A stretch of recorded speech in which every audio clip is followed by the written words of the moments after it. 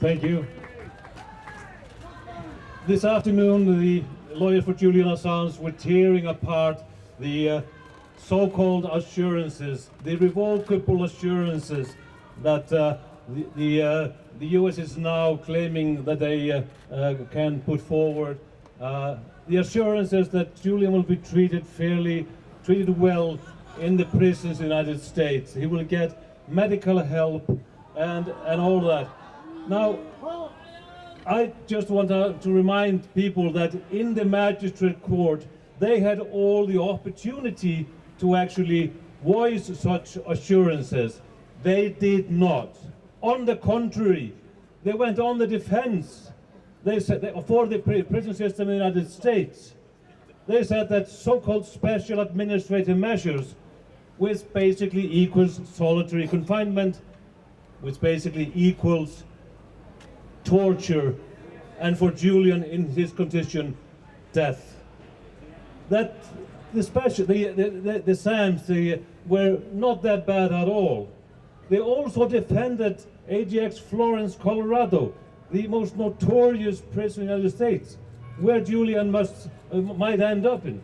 They were defending that prison in a manner that was extraordinary. They were saying that Julian or prisoners in AGX Florence, they could have recreational activities. They could play bridge. What are they saying? That Julian would in AGX Florence be sitting down with El Chapo, with Timothy McVeigh, the Unabomber, and other homegrown terrorists, and play bridge. And they also said, and quote unquote, which the Julian's lawyers actually pointed out this afternoon, that they could have individual,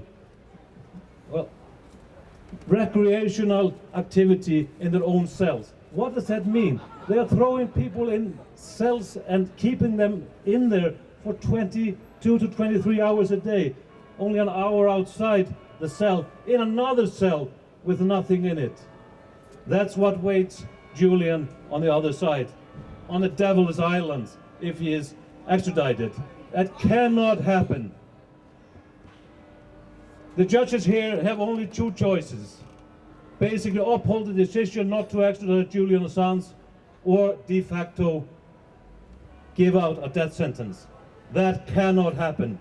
And we have to rely on all of you to make sure that in the weeks ahead, while these two judges are deliberating, that you make your voice heard, that you put pressure on your media, on your politician, everywhere, because this cannot happen. This must come to an end. Thank you.